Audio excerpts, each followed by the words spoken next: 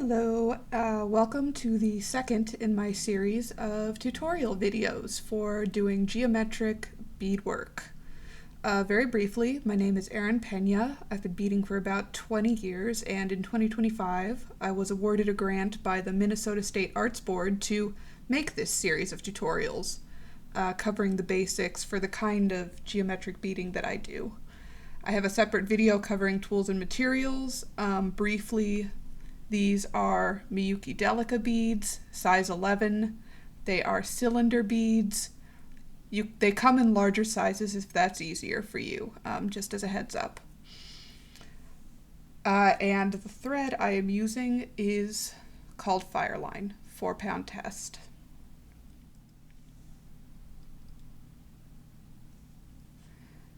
So last video we made one of these guys. We made a little triangle. And if you'll remember, pretty much every single row was exactly the same in terms of the increase cycle. We added one extra bead for every corner for every single row. So with 3 corners, that means every row we were adding 3 beads. The hexagon, which we're doing today, similarly has a regular increase cycle, but it's a lot slower than the triangle. Instead of every row, we add 1 extra bead per corner every 3rd row. So 6 corners, that means 6 beads every 3rd row. And I had it in my head that during this video I would talk more about the theory behind the increase cycles and why they're different for all of these shapes. But then I started writing like a script and it became apparent that I was going to need a whole separate video. Like it's a bit of a talky topic. So that video will probably be next in line, and for today, we're just going to go over the steps behind making a hexagon. So, first things first, grab yourself a couple colors of beads, 2 at least, 3 if you're fancy. We'll call this one color A, this one color B, and we'll just call this one green because the auto captions don't like color C for some reason. They keep reading it as a different word. They think I'm saying seed or something like that. So A, B, green. So get a comfortable length of thread, a foot or 2. We're just doing a little shape, so it doesn't need to be a lot. And yeah. So with most of these shapes, the first things that we do, like we don't jump straight into our increase cycle. We set up a couple rows that's kind of like a foundation for the rest of the shape. Beads are a set size, right? Like you're working with a bunch of units that are all the same size. So we have to be careful not to add too many of them too fast. Like we have to add just the right amount because otherwise the work can really easily get crowded. It can warp out of true and it can be very difficult to work with. That's when breaking beads happens, when your work is too crowded, basically. So with a hexagon, these foundation rows, there's 3 of them and they're really simple. First thing you're going to do is pick up 6 of your color A. 1, 2, 3, 4, 5, 6. Okay, 6 of these guys. Now, scooch them down to the end of your thread. Leave yourself an inch or 2 of tail. We're just gonna sew the tail in just by a couple beads at the end, so you don't need a lot. and then tie them in a ring. Tie these beads in a ring with a square knot.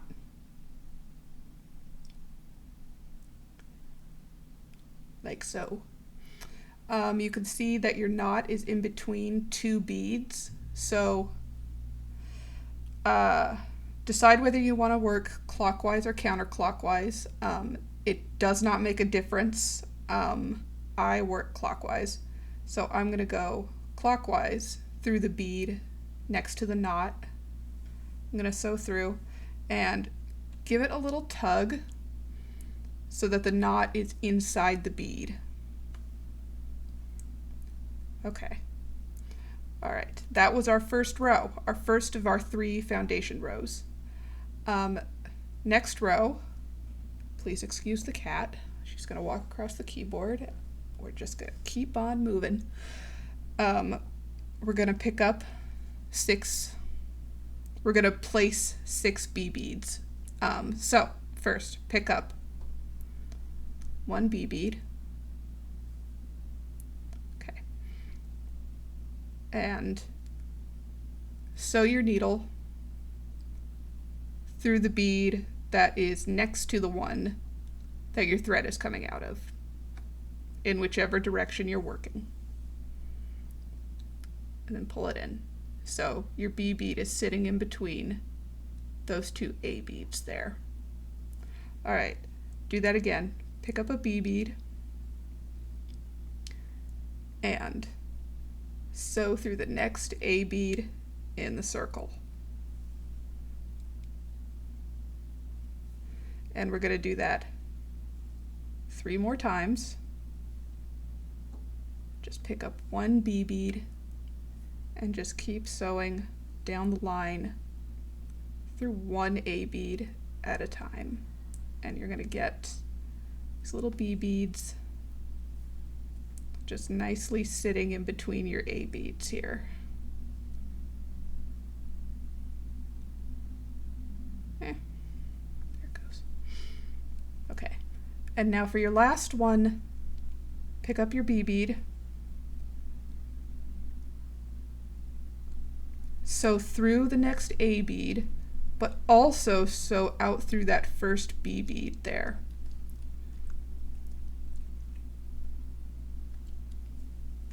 This is called stepping up. When you finish one row and you get ready to start the next row by sewing up into the row that you just finished. So that was our second row. We went around again and we're ready to start our third and the last of our foundation rows. And again, it's the same, just 1 bead at a time in a circle. This time A beads. So pick up 1 A bead and then sew through your next B bead in the circle.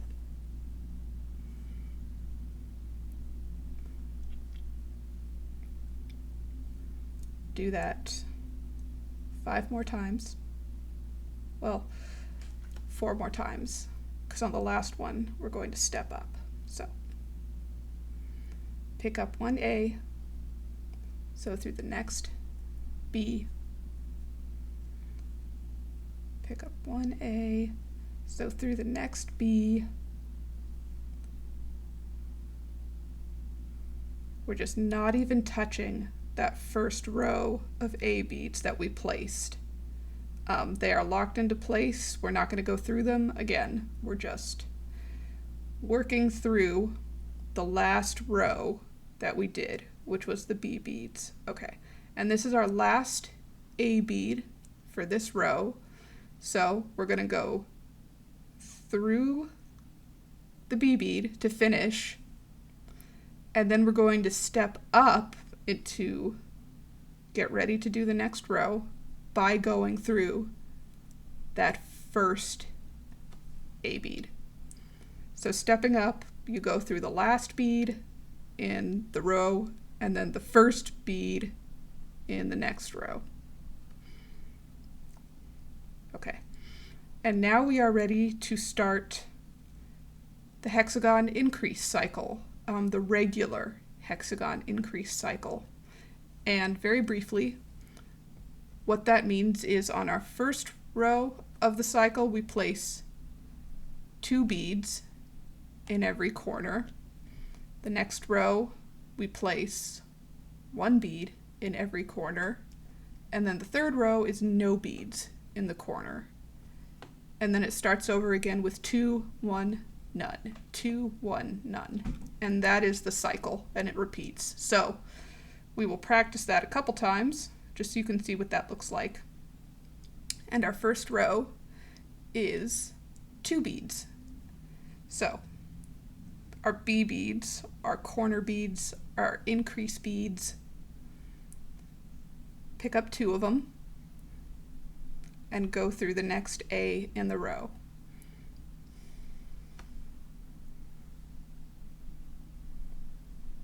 Like that.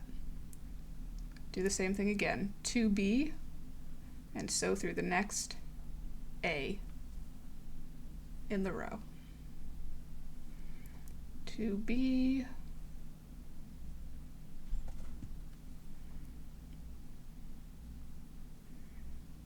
another 2B, another 2B, sewing through that A. Once again, I must apologize for my cat. Okay, and then for the last one, we pick up 2B, we finish by sewing through this A here, and then we step up by sewing through only the first of those 2 B beads that we placed. Even though we placed them at the same time, we're just going to sew through the first one. So our thread will be coming out in between those 2 B beads there. Okay, next row, 1 in the corner. So pick up 1 B, and our thread is coming out of the first of those beads. We're going to go through the second. So it'll sit in between those 2 beads, just like that. All right, and now we're on a side, not a corner. So pick up 1A, and then sew through the first of the B beads. Not both of them, just the first one. Pick up 1 B bead and sew through the second one. Again, splitting those beads like so. Okay, another A bead through the first of the B beads.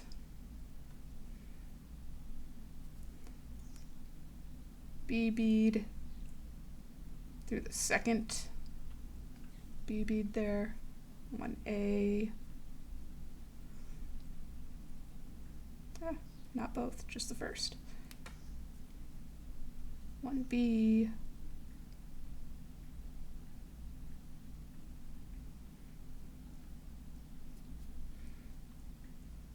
one A,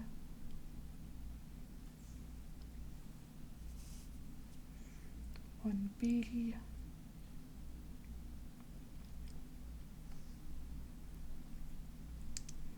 one A, one B. Okay, and now we're on our last bead of this row, which is an A bead.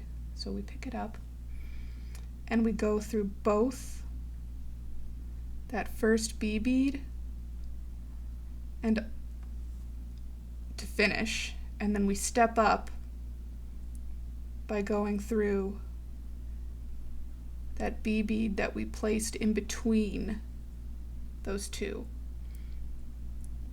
So our thread is now coming out in the row we just finished, and we're ready to go around again. And this time we're not placing any beads in the corner. So this is going to be all A all around.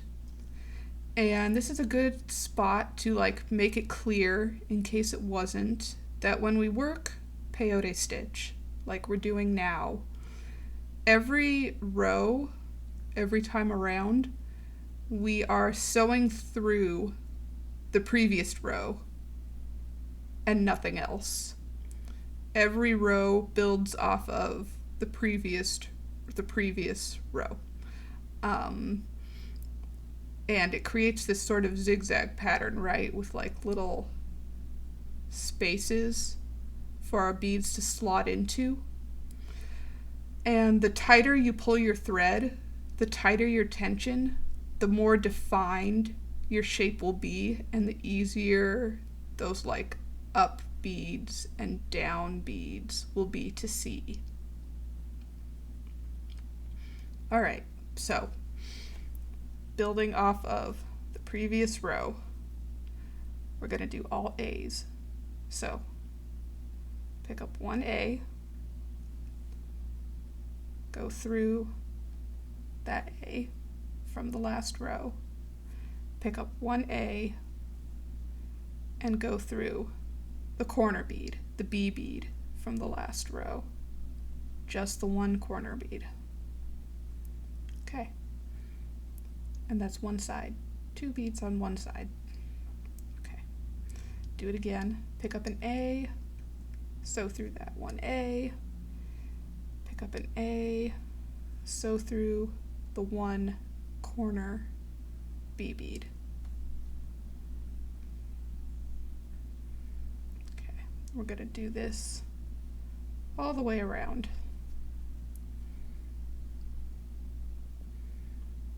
2 beads per side, which is to say 12 beads total, 12 A beads. There is, unfortunately,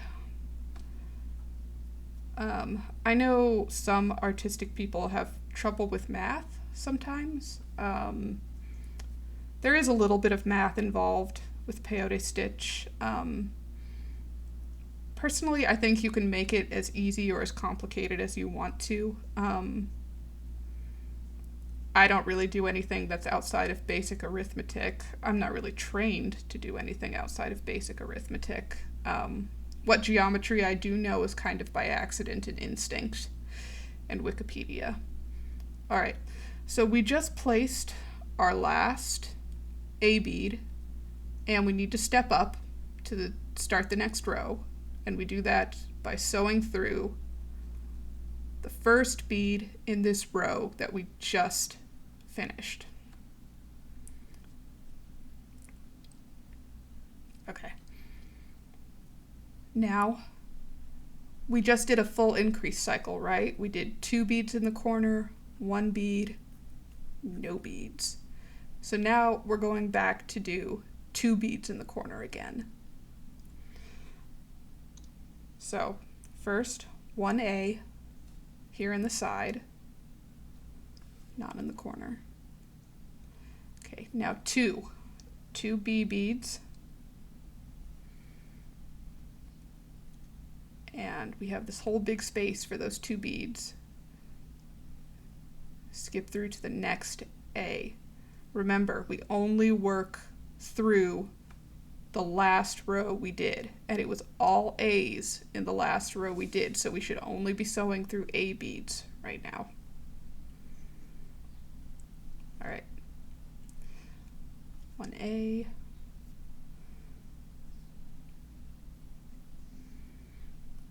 Two B.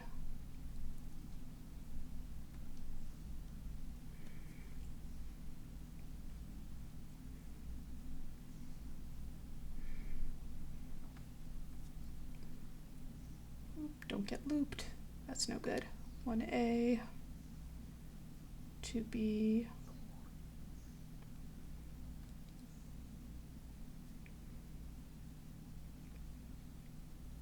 1A, 2B,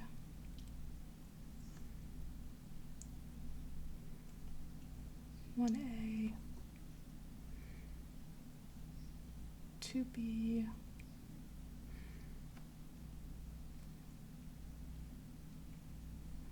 1A, 2B.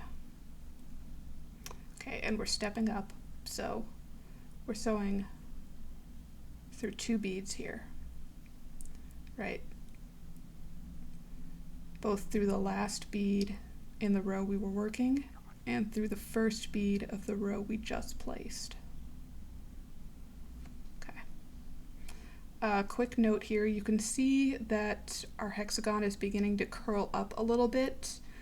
That is the nature of hexagons. With this increase cycle, you can see that this one's sort of cup-shaped also. It has to do with, you know, how often we place beads, at what intervals we place beads.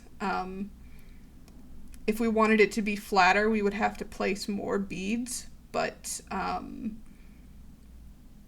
when you're placing 6 beads at a time, it's really easy for that to spiral out of control. So, yeah, and to add way too much area, you know, for a shape to lay flat. So this regular increase cycle that we're doing here of 2, 1, none works well enough. You certainly can play with it. People have to try and get it to be a little bit flatter. But this is the basics. Yeah. Okay. So we're on our 2 beads of the 2, 1, none cycle. So now we're going to add 1 bead in the corner. So we're starting on a side here. 1A through the first of our 2 corner B beads.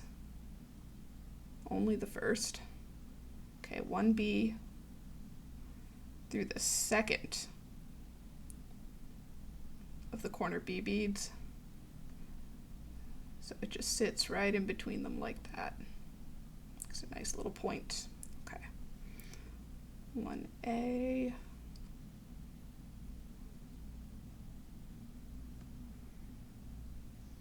Another A through the first of the corner B beads, and then a B in the corner through the second of the corner B beads, and that will just split them and sit nicely in between them. Okay, we're just going to go around now with 2 A's per side through the first of the B's, pick up 1 B through the second of the B, make a nice little pointy corner. I don't know why I turned everything into a little song. It's a weird habit.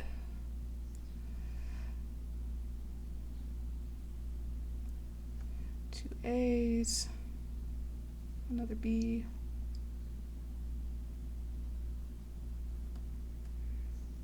Also, forgive me if the work starts to like slide towards the bottom of the screen.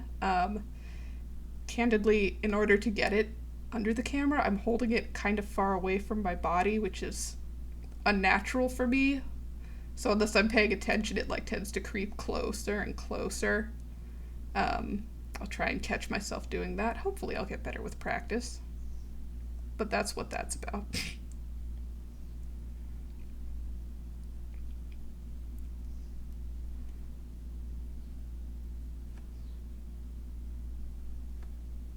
Oh, don't let it get looped.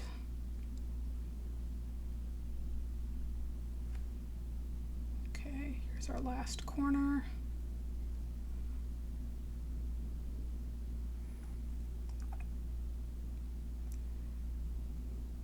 And then our last bead is an A. Pick up an A, and we're going to go through the last bead of our working row, and then the first bead of the row we just placed to step up. Okay. And now we're on the none of the 2, 1, none cycle. So, go through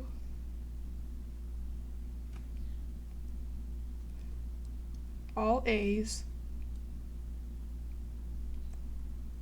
3 per side, so 18 total A beads in this row. We're treating these corner beads just the same, just sewing through them, stitching around.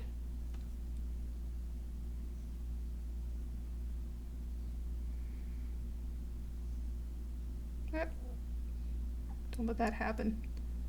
It's a total bummer if you let that happen and then like you don't realize until a couple rows later and you're like, wait a second.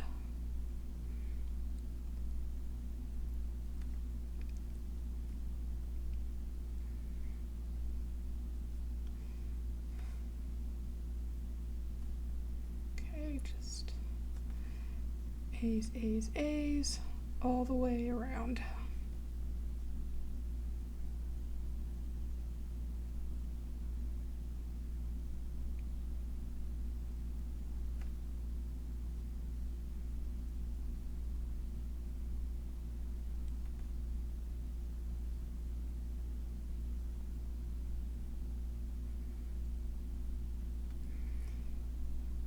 You can see why beading is such a time-consuming practice. It takes a lot, you know, to build up even small shapes. It takes a lot of time.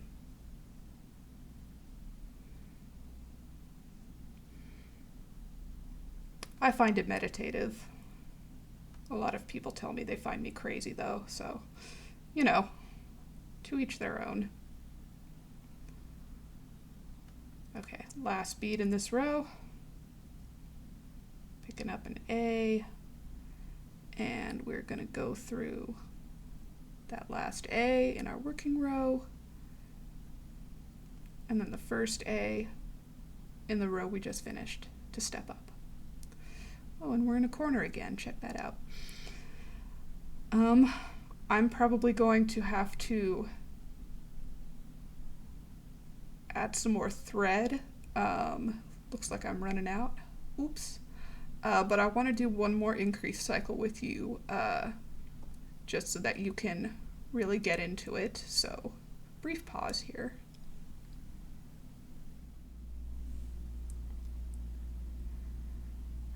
Okay, we're back. I got some more thread. I got some water. I will tell you candidly, friends, I am not used to talking this much. Okay, so we're going to do one more increase cycle just to really lock it home. And we just did the none row of the 2-1 none cycle. So that means we're back on to 2. So our thread is coming out right in a corner. It makes it easy for us. And so we're going to pick up 2 B beads and just sew right through this A here. Again, working exclusively off of the last row that we just placed. Okay, 1A through here, another A through here, okay, 2B through here, and around we go.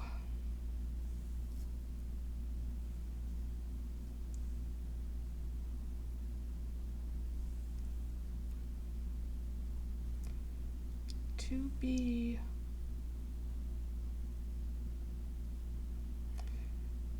I have a couple more tails of thread kicking around now because of the thread that I started and stopped. I don't usually like to trim those until I've done a couple rows just for added security. Oops, hitting my lamp. The way that I start and stop threads is exactly the same as we finish a shape. We'll do that at the end here, so you'll see how I do that. Yeah, pretty much exactly the same. Some people like to tie knots. I prefer not to. You know, it's often enough that I make a mistake and have to unpick. And also it's harder to hide knots, you know. They take up more space, so it's harder to sew through those beads again. It's a question of personal preference. I prefer weaving my ends in rather than tying knots.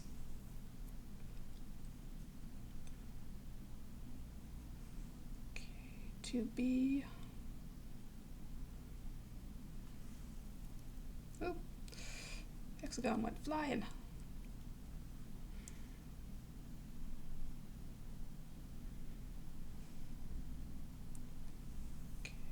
And this is our last bead of this row, sewing through this guy here, the last bead of our working row, and then up through the first B only, not the second B, only the first B of the row we just worked. So our thread is coming out. That hexagon wants to fly. So our thread is coming out in between the two B's there. Okay. And now we're on the 1 of the 2-1 none cycle. So 1B in between these 2B. Nice corner. Okay. And then it looks like we've got 3 A's per side. It increases very slowly, like I said. Well, you know, comparatively slowly to a triangle. Like, if you'll remember with a triangle, every row, it was like, we had 2 A beads, then 3, then 4, then 5. With this one, it's increasing by every 3rd row, so quite a bit slower.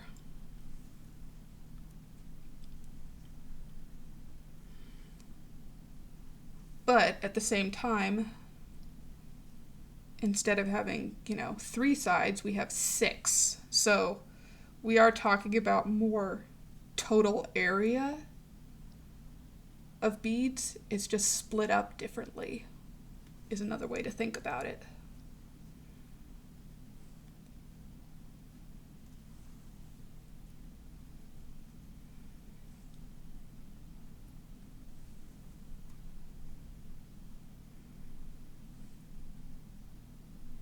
Through the first B bead, 1 B bead, in between those 2 B beads,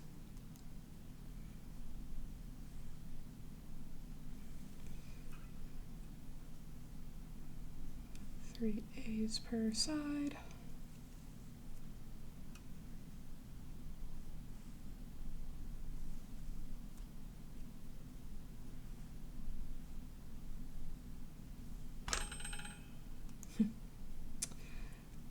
I have a second lamp right there. That's what I keep bumping into. I'm trying to make things as clear as possible, Still working on my setup. I'll figure it out one of these days. I am, as always, open to constructive and courteous feedback. That does not involve more equipment, because I do not have the budget for more equipment.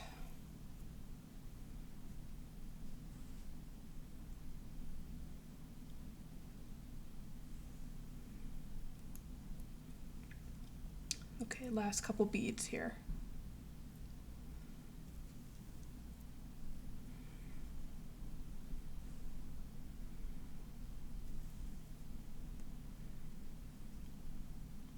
All right, and we will step up through this first of the B beads here, and also through that 1 corner bead. So we're coming out of the 1 corner bead. Okay, now we're going to do 1 more row. It's a none row, which last time you'll remember we did all A's around. This time I want to do all greens around. And to speak a little more about that, you can see why I have like all violets around on this guy. That last row, I like to end on none rows when I'm going to be joining shapes together, because what you can do is it works sort of like a zipper, right? Like you can share a side between pieces. And we will do more of that. We'll have some practice with that later on down the road once we've covered the flat shapes. But that's why I like to have that that last row be a none row, and why I like it to be a different color, just for some visual distinction. Okay, so we are just going to add a row of green beads all around. It's going to be, I just sewed through 2 beads there. Can't have that. It's going to be 4 green beads per side. So 24 green beads total. And we're just going to go around. And that'll be our last row for our hexagon buddy.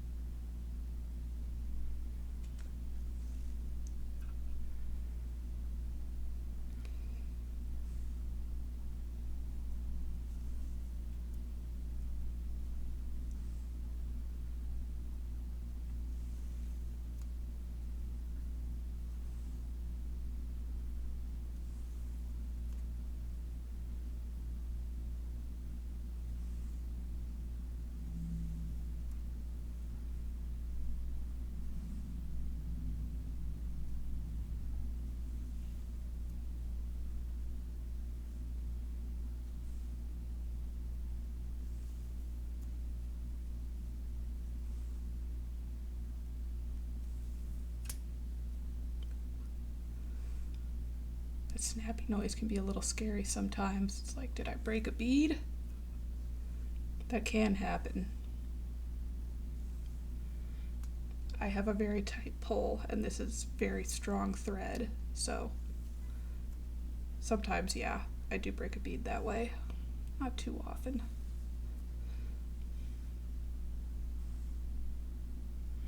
Most often I break beads because I'm trying to force my needle when I do in fact know better.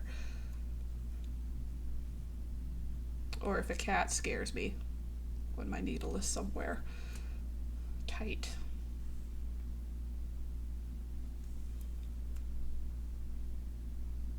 Okay, last bead.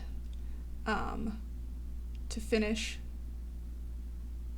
we go through the last bead, that B bead of the row we were working. If we were going to step up, we would of course go through this first green bead here.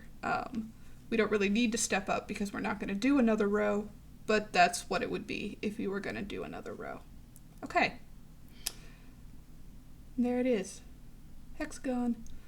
All right, to finish it off, we weave in our thread, and again, some people like to tie knots, but I like to do it by sewing in sort of a figure 8. So from this bead here where we are, go down to this bead, sew through to this bead, sew through to this one, turn our needle around, and sew back up through these 3. Okay, so sewing through this bead on a diagonal here, and then through the next one, that third one in the diagonal. Okay, and then we turn our needle around and we come up.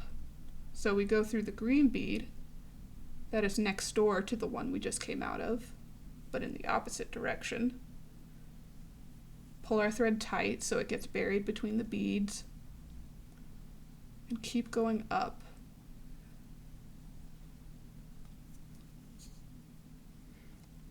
And then one more time with this guy here. And again, I'm knocking into my equipment. Very professional.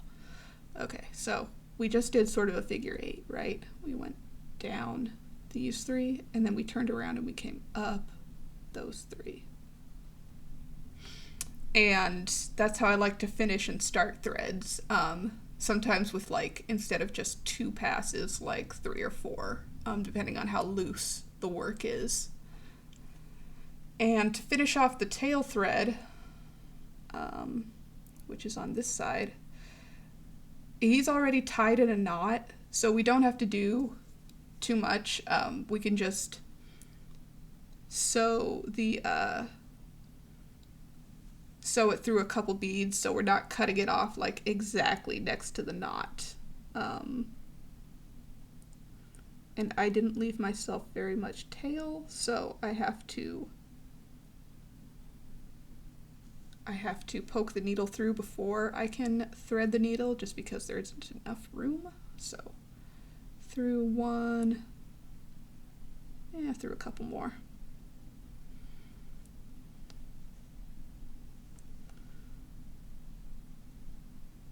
Okay, then we cut everything off. Come back. Yep, cut everything off with either our lovely sharp scissors or with our friendly thread zapper, which I am enamored of, honestly.